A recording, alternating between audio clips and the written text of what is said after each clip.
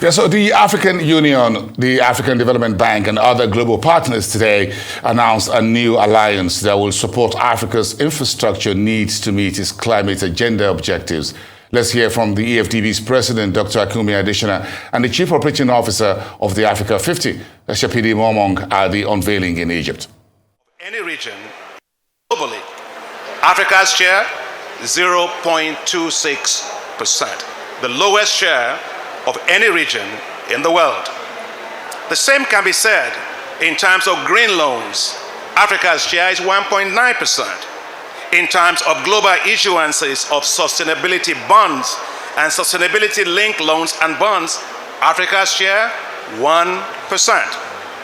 So the shift to accelerating the development of green infrastructure will open up great opportunities for the launch of more green bonds and crowding institutional investors that are driven increasingly by environmental, social, and governance ESG criteria in their investment decisions. By focusing on the development of green infrastructure, Africa can increase the share of green bonds that it accounts for to roughly 2.5% globally. And that means we can crowd in at least $14 billion in green financing to boost Africa's green infrastructure assets.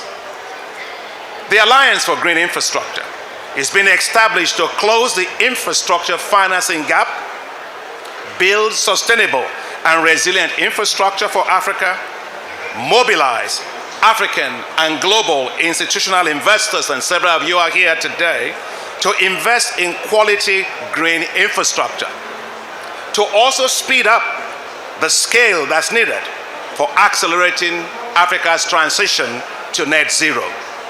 The focus, therefore, is to develop low-carbon, climate-resilient infrastructure for Africa. Ladies and gentlemen, AGIA will mobilize the private sector capital at scale to support the greening of Africa's infrastructure. But let's look at the assets under management globally to see what we can do. Globally, you have $103 trillion of assets under management. If we're able to get just 0.03 to 0.04% of that, we will literally close all of Africa's infrastructure financing gap. AGIA will deploy its resources, partnerships, and instruments to green existing brown infrastructure in Africa. Let me give you a few examples. Converting heavy fuel and diesel plants to gas hybrid and power industries, greening non-power infrastructure, especially transport systems in Africa, using compressed natural gas, capturing flared gas all over the place and turning that into liquefied petroleum gas that we need for cooking, gas to power, and of course the manufacture of fertilizers.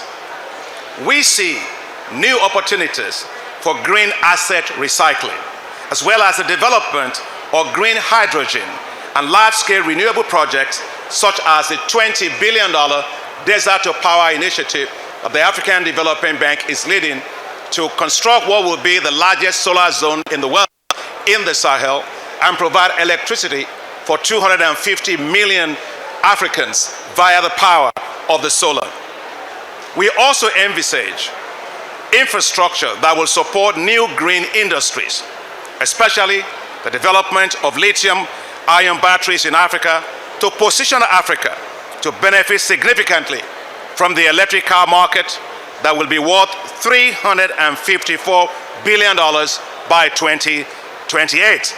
We're not going to do the same mistakes we always make.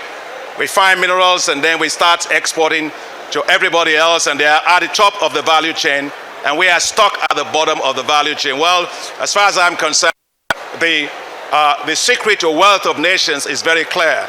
Those who export raw materials are always poor, and will always be poor. Those who actually manufacture and add value to what they have are the richest, and Africa is tired, clearly, of being poor. And so as we continue to do that, we need to also recognize that we will not try to duplicate existing initiatives. We will complement synergize and leverage all existing initiatives and coalesce around them together to forge a purposeful drive to deliver green infrastructure for Africa at scale. AGIA will help to prepare bankable green infrastructure projects, and for this we plan to raise $500 million in terms of project preparation and project development, and we will also use that to mobilize $10 billion in investments in green infrastructure. But let me say a few words about the role of government, because it's not just only about money. Governments have a critical role to play to promote green infrastructure investments in Africa. To create a conducive environment for private sector green infrastructure investments, governments will need to establish domestic green banks and national climate funds. These can be used to mobilize blended capital for low carbon, climate resilient development, address specific market needs while also reducing reliance on external financing resources. To further support the development of green infrastructure, governments should consider the development of local carbon markets and remove fossil fuel subsidies, which can generate up to $44 billion additionally in revenues to be invested in green infrastructure. The Alliance for Green Infrastructure is well poised to make Africa greener. A greener Africa required to meet 1.5 degree scenario will generate 20 million more jobs for Africa by 2050. Together, let us green Africa. Together, let us build more climate resilient infrastructure for Africa. Africa's future depends on what we do now.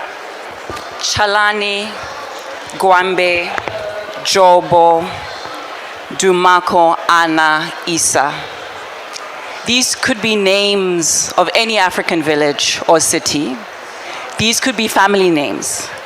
Sadly, ladies and gentlemen, these are names of cyclones and thunderstorms that have ravaged our continent. These are names of cyclones and thunderstorms that have devastated infrastructure, limited infrastructure in Southern Africa, a region from which I'm from. Since 2010, Southern Africa has experienced, in the decade of 2010, Southern Africa experienced 13 cyclones and thunderstorms. Since 2020, Southern Africa has experienced 8 cyclones and thunderstorms. We're only 2 years into 2020. So what does that mean? The call for urgent and pragmatic action has never been clearer. The call to working together as a collective has never been louder. And addressing the need to build climate resilient and sustainable infrastructure. And this is already against a backdrop of an infrastructure deficit of approximately $170 billion a year and a financing deficit of $100 billion a year. President Adesina, Your Excellency Dr. Amani Abu-Zeid, Your Excellencies here present, our partners from AGIA, welcome. My name is Tshepido Molemong, and I'm a Chief Operating Officer of Africa 50, an infrastructure investment platform whose role is to develop bankable infrastructure and finance bankable infrastructure projects on the continent. President Adesina, I would like to thank you for your visual leadership. AGIA was your vision. I would like to thank our partners who are here, who heeded the call to come together and act as a collective and address the need for green, sustainable, and climate resilient infrastructure on our continent. As already articulated by President Adesina, a unique and bold approach is needed.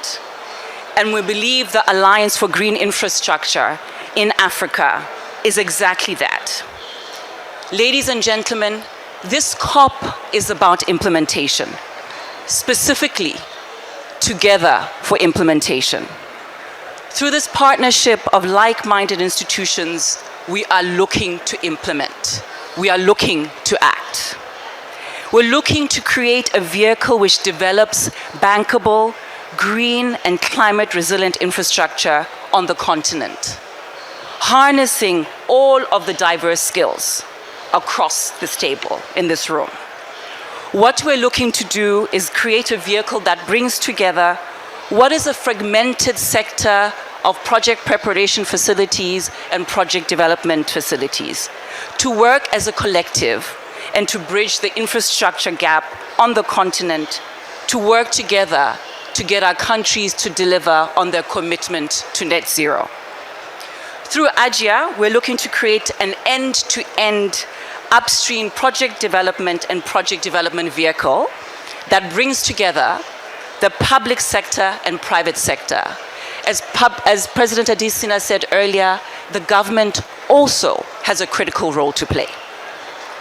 This is much like what we do at Africa 50, bringing together private sector players and our African key shareholders. What we need to do is engage with African countries to develop and finance bankable infrastructure and investment opportunities critically at speed and at scale. And just to iterate what Dr. Adesina said earlier, what is it that we're actually looking to do? We're looking to raise $500 million. I see many of you around this table with very deep pockets. I'm hoping you'll have heeded Dr. Adesina's call and dig deeply. Specifically, we're looking to raise $100 million for upstream project preparation. This is creating enabling environments for our governments, working with our state-owned institutions to create enabling environments. $400 million for project development. This is bringing projects from concept to bankability, something that is needed on this continent. And through that, leverage and catalyze $10 billion of additional financing from the private sector.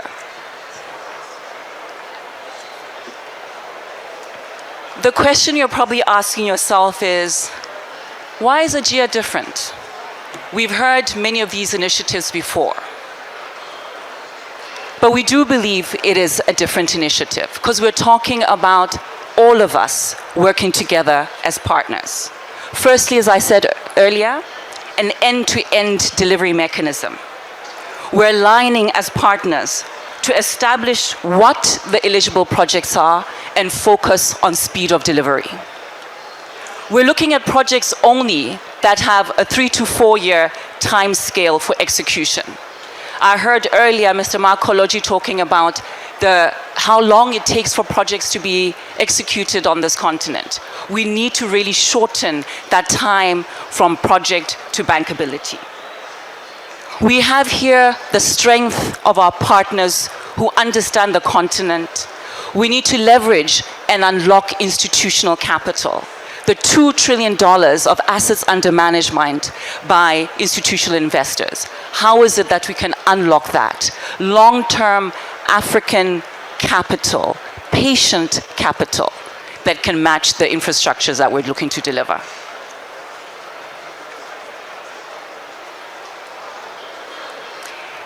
Our approach is very simple. Working with our partners, we've developed 4 working groups. We're hoping many of you here will come and join us, put up your hands and see how it is you can work with us. Upstream project preparation, project ratings, which look at eligibility criteria, project development, which looks at creating those bankable businesses, and then institutional investors, where we're looking to unlock both global and African institutional capital.